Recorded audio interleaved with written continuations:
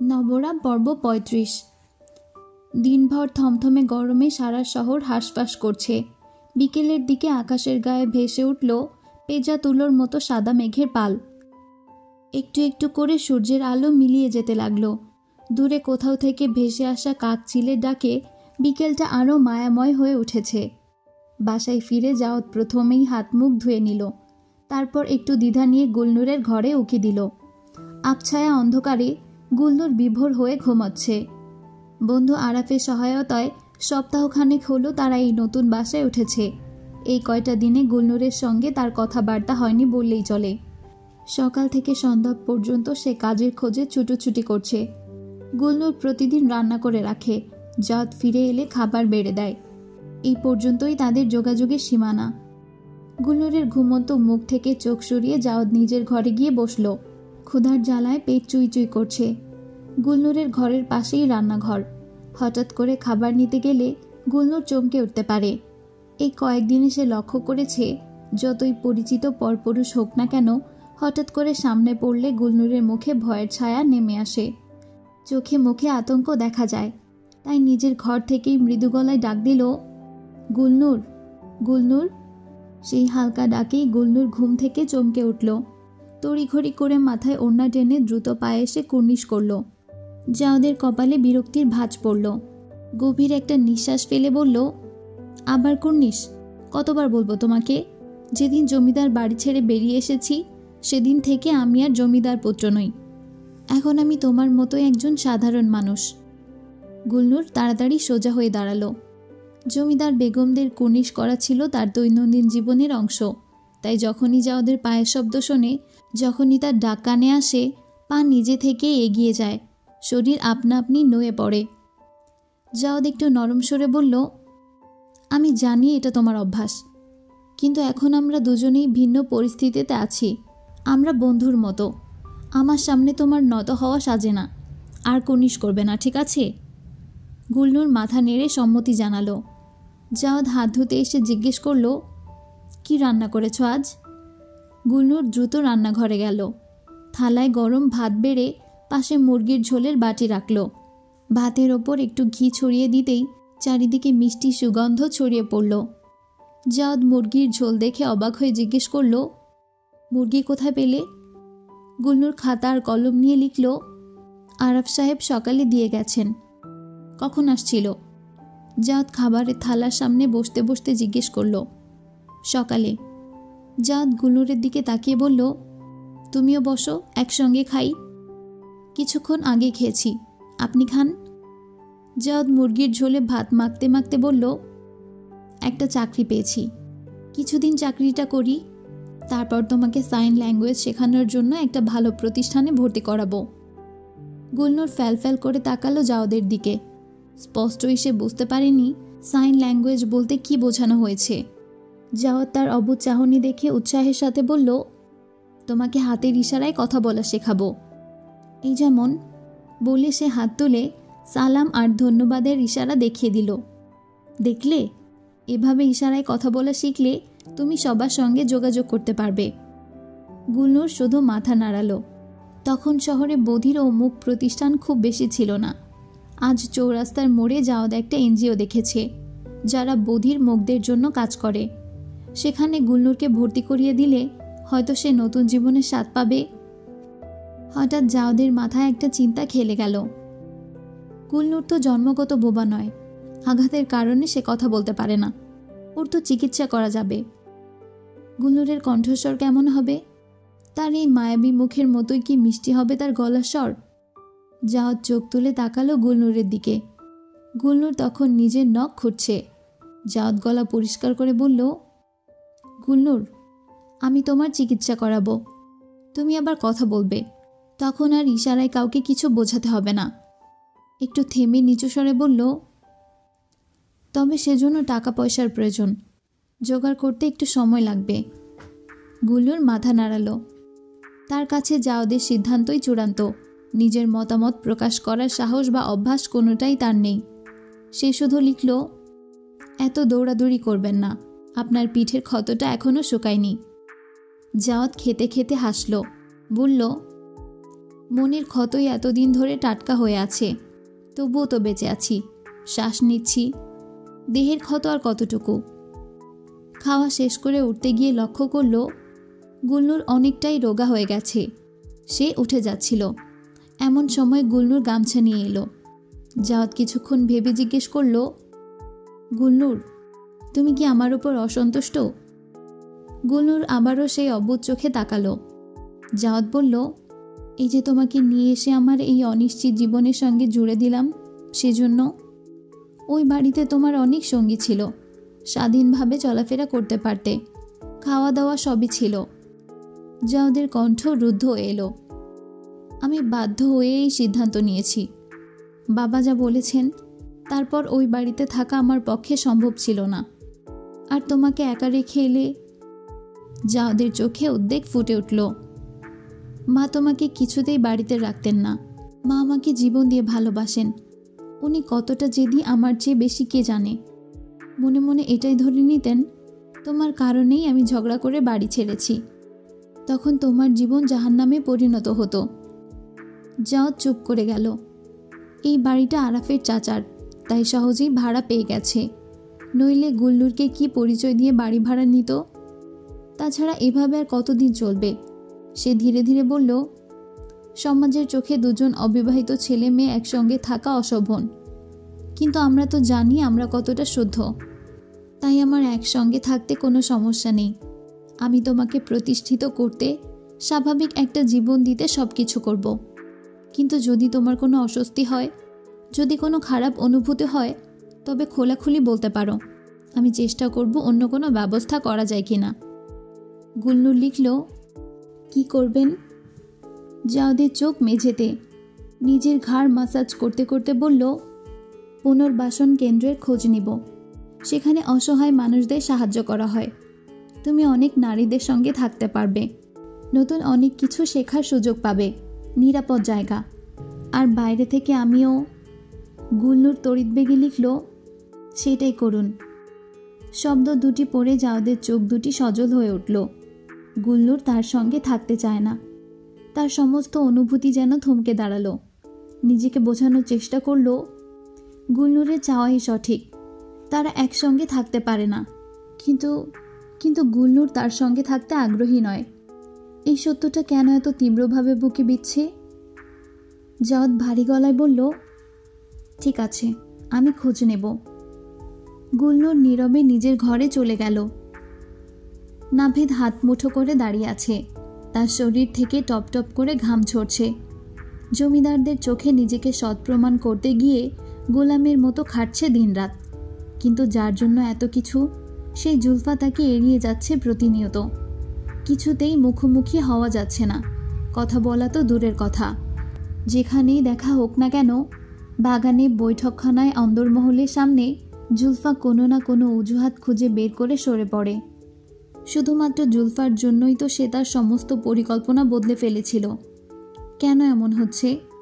জুলফার চোখে মুখে যে মোহ, যে প্রেমের ছায়া দেখেছিল, তা কি করে এত অল্প সময় মিলিয়ে গেল? সকালে আবর্জনার স্তূপের মধ্যে সে তার দেওয়া রেডিওটা খুঁজে পেয়েছে। জুলফা ফেলে দিয়েছে, যেন কোনো অপ্রয়োজনীয় জিনিস। সেই থেকে তার মাথা গরম হয়ে আছে, সব কিছু এলোমেলো লাগছে। কি করবে সে? কিভাবে জুলফার মন ফিরে পাবে? নাকি সব শেষ হয়ে গেছে? নাভেদ গভীর শ্বাস নিয়ে নিজেকে শান্ত করার চেষ্টা করল। তখন কানে ঘোড়ার খুরের ঠক ঠক শব্দ ভেসে এলো। সঙ্গে শোনা গেল চাকার ঘর্ষণের আওয়াজ। কেউ একজন ঘোড়ার গাড়ি করে এসেছে জমিদার বাড়িতে। নাভেদ উকি দিল জানালা দিয়ে। একটি সুসজ্জিত ঘোড়ার গাড়ি থেকে দুজন চাকর অতি সন্তর্পণে একজন বৃদ্ধাকে নামাচ্ছে। বৃদ্ধার সারা চেহারায় রাজকীয় আভিজাত্যের ছাপ। পরনে দামি বেনারসি শাড়ি, যার পাড়ে সোনালি জরির কাজ বিকেলের রোদে চিকচিক করছে। শাড়ির আঁচল মাথায় টেনে রাখা। হাতের রূপার লাঠিতে ভর দিয়ে তিনি দাঁড়িয়ে আছেন দৃপ্ত ভঙ্গিতে। তার চোয়াল শক্ত, তীক্ষ্ণ চোখ। সেই চোখে বয়সের ছাপ পড়লেও এখনো জলজল করছে অগ্নিশিখা। কিছু মানুষ হয় না, দেখলেই সমীহ করতে ইচ্ছে করে। কথা বলার আগে দুবার ভাবতে হয়। অনেকটা সেরকম চেহারা। তাকে দেখে জমিদার বাড়ির চারিদিকে হইচই পড়ে গেল। দাসী চাকররা ছুটোছুটি শুরু করে দিল। কেউ পান সাজছে, কেউ শরবত বানাচ্ছে, কেউ বা খবর দিতে ছুটল অন্দরমহলে। বৃদ্ধা ধীর পদক্ষেপে এগিয়ে চললেন অন্দরমহলের দিকে। নাভেদ নিজের ঘর থেকে বেরিয়ে এলো। সন্ধ্যা নামতে আর বেশি দেরি নেই। পশ্চিম আকাশে সূর্য হেলে পড়েছে। সোনালি আভা ছড়িয়ে পড়েছে জমিদার বাড়ির প্রাচীন দেওয়ালে। কোহিনূর ভূঁইয়া সুফিয়ান ও শব্দরের একমাত্র ফুপি। বয়সে সুফিয়ানের চেয়ে কিছুটা বড় হলেও এখনও শক্তিমান, তেজস্বী। কলকাতার এক রাজপরিবারের বড় বউ হিসেবে দীর্ঘ 50 বছর কাটিয়েছেন অসামান্য মর্যাদায়। স্বামীর পাশে থেকে বিশাল সংসার সামলেছেন। তার স্বামী যখন কোনো সিদ্ধান্ত নিতেন, তিনি হতেন প্রধান পরামর্শদাতা। এখন বয়স হয়েছে, ছেলেমেয়েরা নিজেদের সংসার পেতেছে, নাতি নাতনিরাও বড় হয়েছে, কেউ বিলেতে, কেউ বোম্বাইয়ে। সবাই নিজের নিজের জীবন নিয়ে ব্যস্ত, তবে প্রত্যেকেই তার কথা শিরোধার্য করে চলে। কোহিনূর ভূঁইয়ার একটি কথাতেই সব কাজ থমকে যায়। ললিতার চিঠি পেয়ে তিনি ছুটে এসেছেন পৈতৃক এই জমিদার বাড়িতে। তাছাড়া গত কয়েক মাস ধরেই প্রায় স্বপ্নে দেখেছিলেন বাবা মাকে। পিতৃভূমির টানে মন ব্যাকুল হয়ে উঠেছিল। এই মেয়ে, ভালো করে সিঁড়ি মুছো। দ্বিতীয় তলায় উঠতে গিয়ে 2 দাসীর কাজ দেখে ধমকে উঠলেন। লাঠি দিয়ে দেখিয়ে বললেন, প্রথমে সিঁড়ির কোণগুলো ভালো করে মুছবে, তারপর মাঝখানের অংশ। ভিজে কাপড় দিয়ে মুছবে, শুকনো নয়। কোনো ফাঁক ফোকর রাখবে না। দাসীরা মাথা নিচু করে দাঁড়িয়ে রইল। কোহিনূর রূপার লাঠি ঠুকে ঠুকে এগিয়ে গেলেন। তার চোখ দুটি সজাগ প্রহরীর মতো, সব কিছু খুঁটিয়ে দেখছে। দক্ষিণের জানালার কাঠের খিলানে সামান্য ধুলো জমেছে। পূর্ব দিকের বারান্দায় মখমলের পর্দাটা একটু তেরছা হয়ে আছে। বৈঠকখানার টেবিলের ফুলদানিতে গোলাপগুলো শুকিয়ে কালো হয়ে গেছে। নিয়মানুবর্তিতা যেন তার রক্তের সঙ্গে মিশে আছে ছোটবেলা থেকেই। তখন তিনি এই বিশাল জমিদার বাড়ির একমাত্র কন্যা।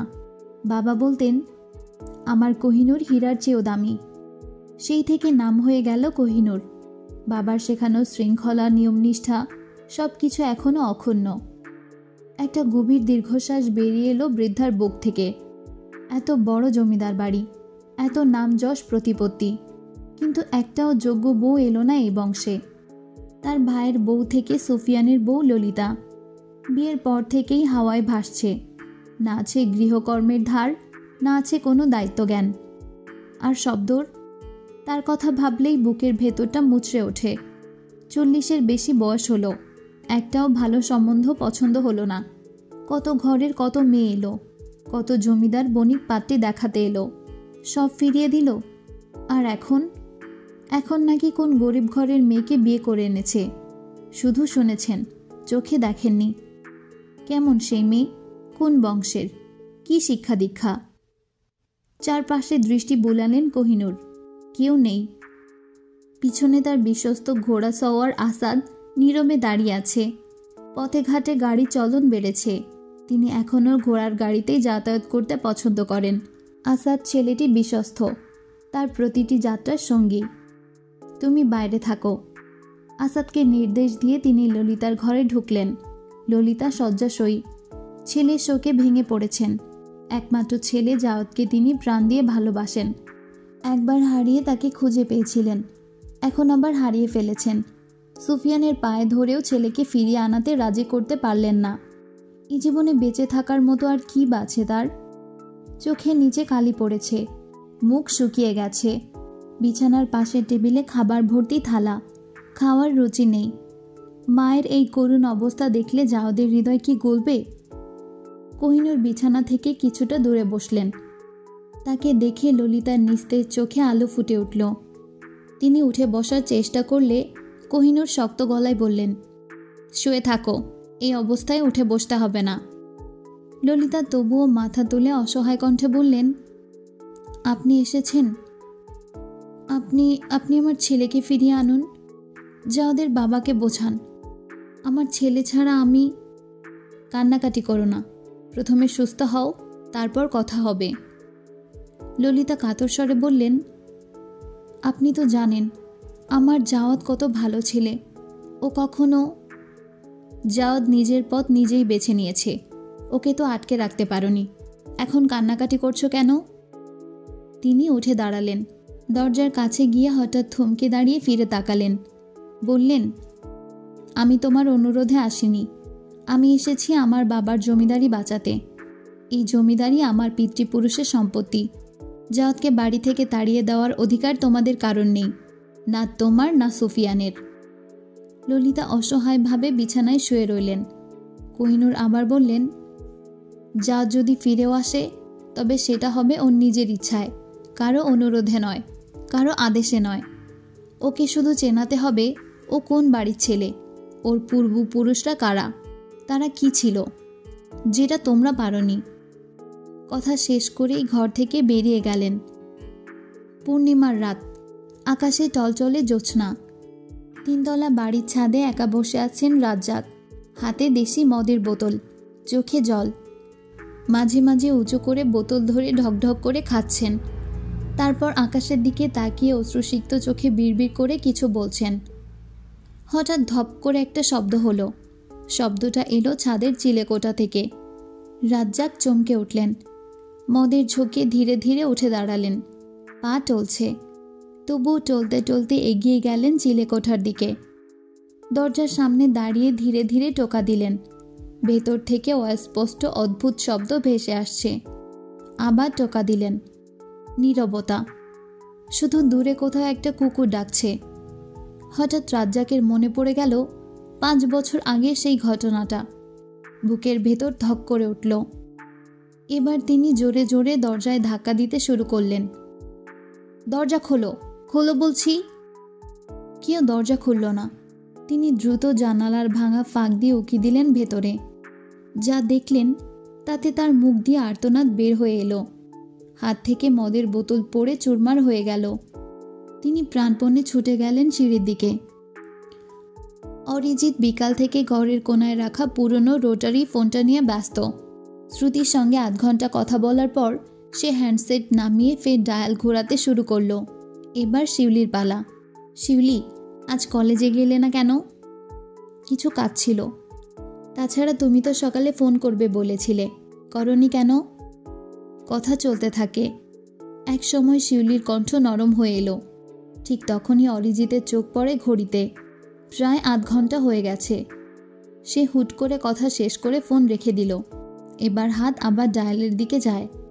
এবার লগ্না। ডায়াল ঘোরাতে ঘোরাতে তার আঙ্গুল ব্যথা হয়ে গেল। তাতে অবশ্য তার কষ্ট নেই। সুন্দরীদের সঙ্গে কথা বললেই তার পরিশ্রম সার্থক হয়ে যায়। লগ্না ফোন ধরার সঙ্গে সঙ্গে বলে উঠল, অরিজিৎ, সকাল থেকে কোথায় ছিলে? আমি তো ভেবেছিলাম ভুলেই গেছো। ভুলবো কিভাবে? সকাল থেকে শুধু তোমার কথাই তো ভাবছি। 3 জনের সঙ্গে কথা বলতে বলতে বিকেল গড়িয়ে রাত হলো।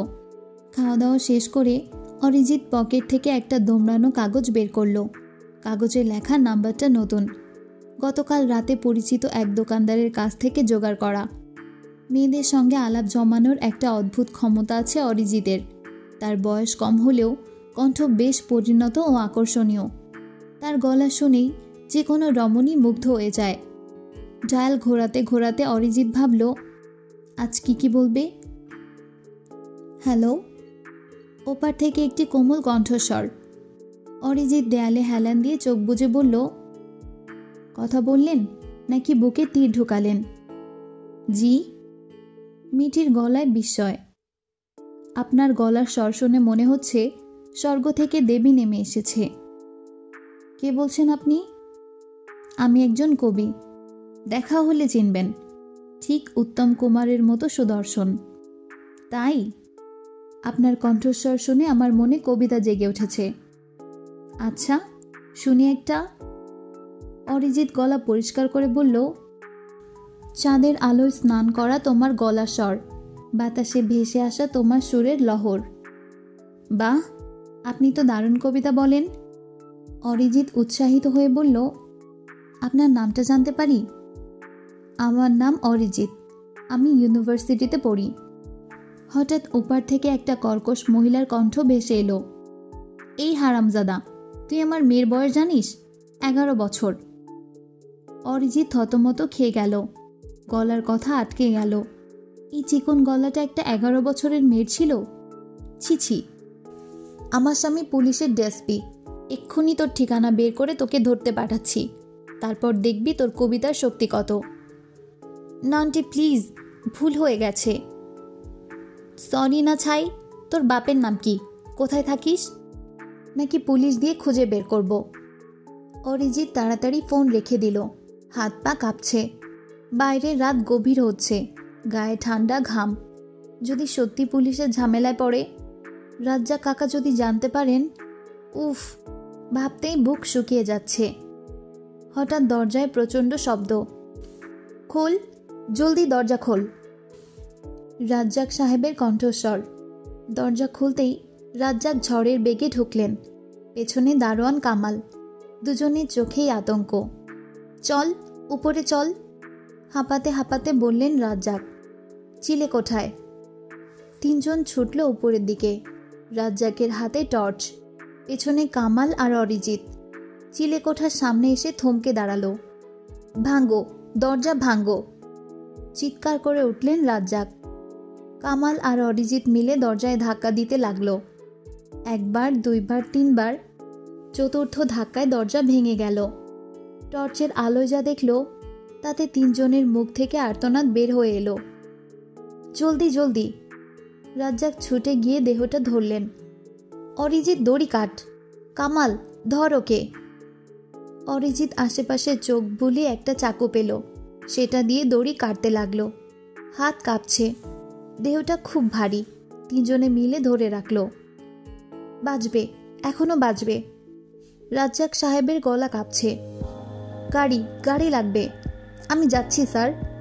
কামাল ছুটে নিচে নামলো।